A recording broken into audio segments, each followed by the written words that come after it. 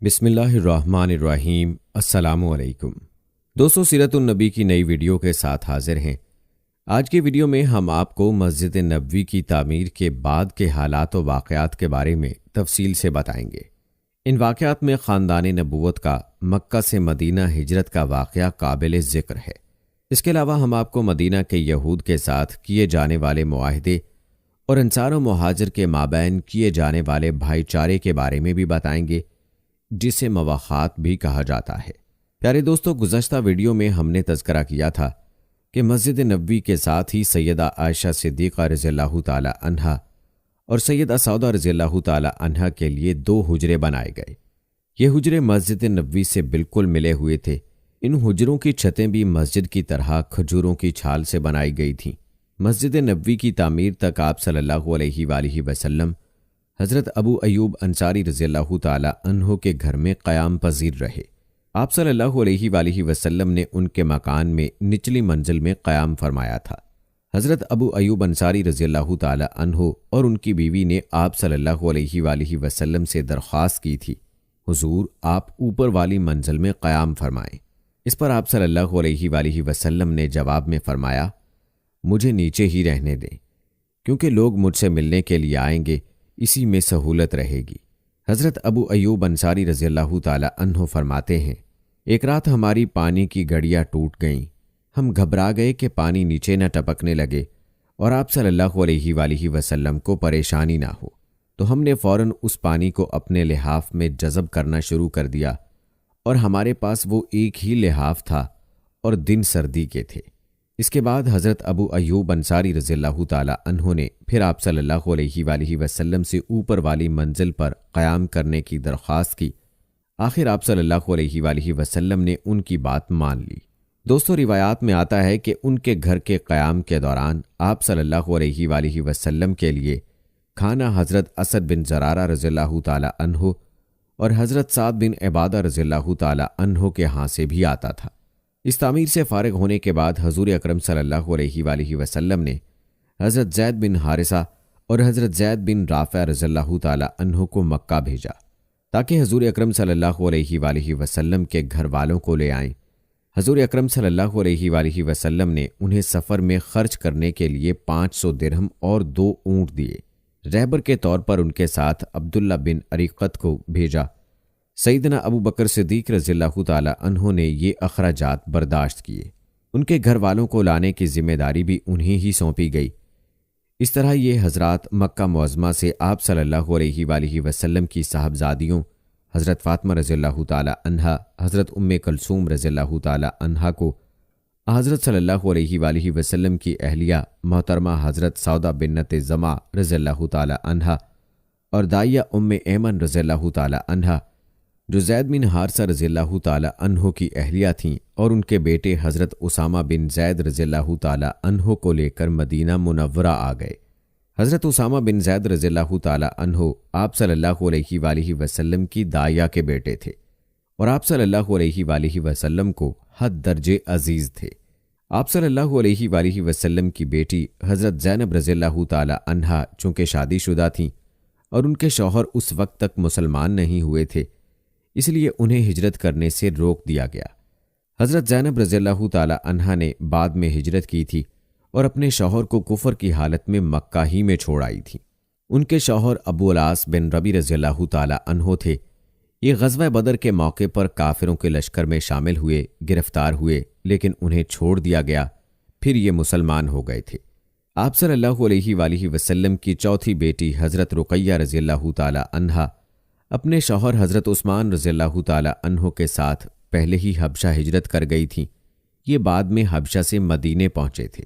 حضرت ابو بکر رضی اللہ تعالی عنہ کے گھر والے بھی ساتھ ہی مدینہ منورہ آ گئے۔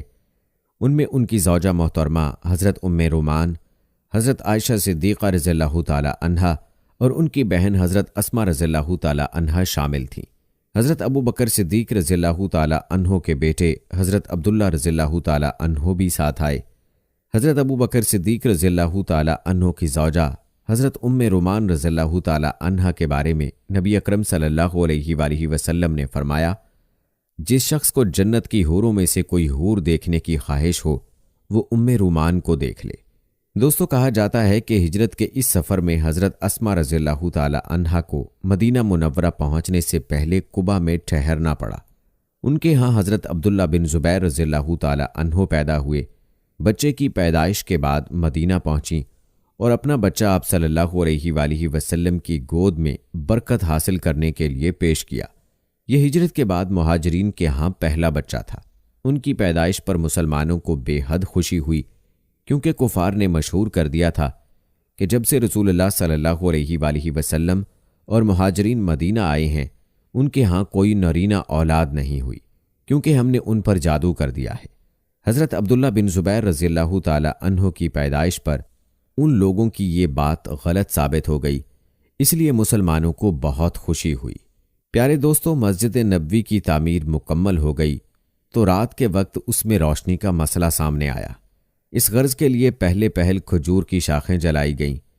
پھر حضرت تمیم داری رضی اللہ تعالی عنہ مدینہ منورہ آئے تو وہ اپنے ساتھ قندیلیں، رسیاں اور زیتون کا تیل لائے۔ حضرت تمیم داری رضی اللہ تعالی عنہ نے یہ قندیلیں مسجد میں لٹکا دیں، پھر رات کے وقت ان کو جلا دیا۔ یہ دیکھ کر حضور نبی کریم صلی اللہ علیہ وآلہ وسلم نے فرمایا، ہماری مسجد روشن ہو گئی، اللہ تعالیٰ تمہارے لیے بھی روشنی کا سامان فرمائے۔ اللہ کی قسم، اگر میری کوئی اور بیٹی ہوتی تو میں اس کی شادی تم سے کر دیتا۔ بعض روایات میں ہے کہ سب سے پہلے حضرت عمر فاروق رضی اللہ تعالی عنہ نے مسجد میں قندیل جلائی تھی۔ مسجد نبوی کی تعمیر کے ساتھ آپ صلی اللہ علیہ وآلہ وسلم نے 2 حجرے اپنی بیویوں کے لیے بنوائے تھے، باقی حجرے ضرورت کے مطابق بعد میں بنائے گئے۔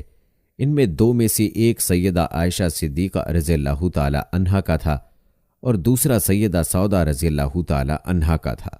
مدینہ منورہ میں وہ زمینیں جو کسی کی ملکیت نہیں تھیں، ان پر آپ صلی اللہ علیہ وآلہ وسلم نے مہاجرین کے لیے نشانات لگا دیے، یعنی یہ زمینیں ان میں تقسیم کر دیں۔ کچھ زمینیں آپ صلی اللہ علیہ وآلہ وسلم کو انصاری حضرات نے ہدیہ کی تھیں، آپ صلی اللہ علیہ وآلہ وسلم نے ان کو بھی تقسیم فرما دیا اور ان جگہوں پر ان مسلمانوں کو بسایا جو پہلے قباء میں ٹھہر گئے تھے، لیکن بعد میں جب انہوں نے دیکھا کہ قباء میں جگہ نہیں ہے تو وہ بھی مدینہ چلے آئے تھے۔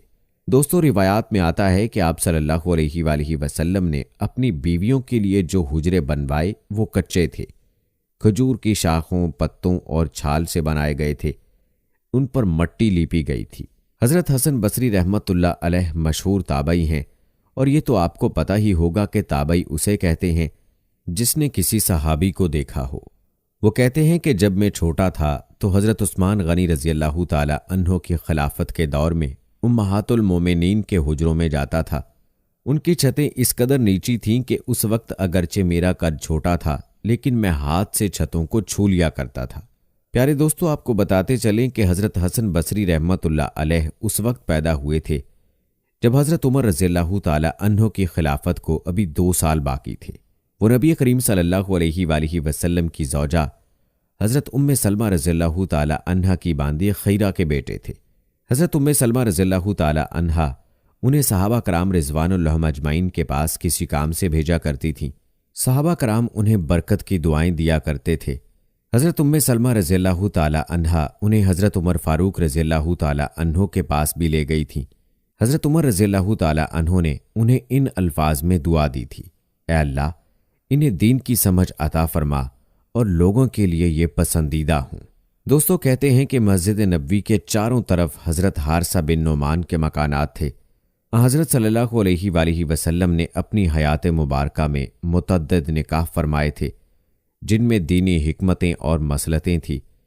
جب بھی آپ صلی اللہ علیہ وآلہ وسلم نکاح فرماتے تو حضرت حارثہ رضی اللہ تعالی عنہ اپنا ایک مکان یعنی حجرہ آپ صلی اللہ علیہ وآلہ وسلم کو ہدیہ کر دیتے۔ اس میں آپ صلی اللہ علیہ وآلہ وسلم کی زوجہ محترمہ کا قیام ہو جاتا، یہاں تک کہ رفتہ رفتہ حضرت حارثہ رضی اللہ تعالی عنہ نے اپنے سارے مکان اسی طرح حضور صلی اللہ علیہ وآلہ وسلم کو ہدیہ کر دیے۔ دوستو، کہتے ہیں کہ اسی زمانے میں حضرت صلی اللہ علیہ وآلہ وسلم نے مہاجرین اور انصار مسلمانوں کے سامنے یہودیوں سے صلح کا معاہدہ کیا۔ اس معاہدے کی ایک تحریر بھی لکھوائی۔ معاہدے میں طے پایا کہ یہودی مسلمانوں سے کبھی جنگ نہیں کریں گے، کبھی انہیں تکلیف نہیں پہنچائیں گے، اور یہ کہ حضرت صلی اللہ علیہ وآلہ وسلم کے مقابلے میں وہ کسی کی مدد نہیں کریں گے، اور اگر کوئی اچانک مسلمانوں پر حملہ کرے تو یہ یہودی مسلمانوں کا ساتھ دیں گے۔ ان شرائط کے مقابلے میں مسلمانوں کی طرف سے یہودیوں کی جان و مال اور ان کے مذہبی معاملات میں آزادی کی ضمانت دی گئی۔ یہ معاہدہ جن یہودی قبائل سے کیا گیا ان کے نام بنی قینقاع، بنی قریظہ اور بنی نذیر ہیں۔ اس کے ساتھ ہی آپ صلی اللہ علیہ وآلہ وسلم نے مہاجرین اور انصار کے درمیان بھائی چارہ کرایا۔ اس بھائی چارہ سے مسلمانوں کے درمیان محبت اور خلوص کا بے مثال رشتہ قائم ہوا۔ اس بھائی چارے کو مواخات کہتے ہیں۔ بھائی چارے کا یہ قیام حضرت انس بن مالک رضی اللہ تعالی عنہ کے مکان پر ہوا۔ یہ بھائی چارہ مسجد نبوی کی تعمیر کے بعد ہوا۔ اس موقع پر آپ صلی اللہ علیہ وآلہ وسلم نے ارشاد فرمایا تھا، اللہ کے نام پر تم سب آپس میں دو دو بھائی بن جاؤ۔ پیارے دوستو، اس بھائی چارے کے بعد انصاری مسلمانوں نے مہاجرین کے ساتھ جو سلوک کیا وہ رہتی دنیا تک یاد رکھا جائے گا۔ خود مہاجرین پر اس سلوک کا اس قدر اثر ہوا کہ وہ پکار اٹھے، اے اللہ کے رسول، ہم نے ان جیسے لوگ کبھی نہیں دیکھے۔ انہوں نے ہمارے ساتھ اس قدر ہمدردی اور غم گساری کی ہے، اس قدر فیاضی کا معاملہ کیا ہے کہ اس کی کوئی مثال نہیں مل سکتی۔ یہاں تک کہ محنت اور مشقت کے وقت وہ ہمیں الگ رکھتے ہیں، اور صلہ ملنے کا وقت آتا ہے تو ہمیں اس میں برابر کا شریک کر لیتے ہیں۔